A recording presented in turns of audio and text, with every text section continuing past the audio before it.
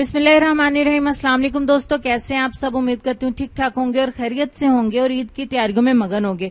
तो मेरे तमाम दोस्तों को मेरी और मेरी फैमिली की तरफ से आपको और आपकी फैमिलीज को ईद उल फितर बहुत बहुत ज्यादा मुबारक हो। अल्लाह ताला इस ईद को हमारे लिए, आप सबके लिए बहुत ज्यादा मुबारक करे और कोरोना वबा जैसी बीमारी से हम सबको महफूज रखे और इस वबा को हमारे मुल्क से और पूरी दुनिया से अपनी रहमत के सदके खत्म कर दें। तो आप लोग ईद की नमाज पढ़ के जरूर दुआओं में मुझे और स्पेशली मेरी सारी फैमिली को जरूर याद रखिएगा और अपने प्यारों के साथ राब्ते में रहें, उनका ढेर सारा ख्याल रखें, उनके लिए बहुत सारी दुआएं करें और खुद भी घरों में कोशिश करें कि बैठें फोन पे ही काम चला लें, ज्यादा इधर उधर आना जाना मत करें।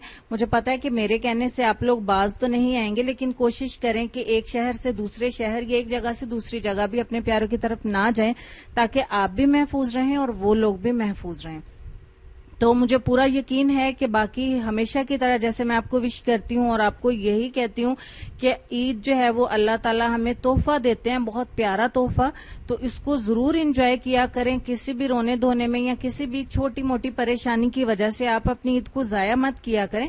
अपने दोस्तों के साथ, अपनी फैमिली के साथ जो है वो भरपूर एंजॉय करें ईद को, अच्छे से तैयार हों, अच्छे अच्छे खाने बनाएं और इसी वीडियो के नीचे मुझे कमेंट्स में बताइएगा कि आप दोस्तों ने ईद वाले दिन स्पेशल मेन्यू में क्या बनाया है।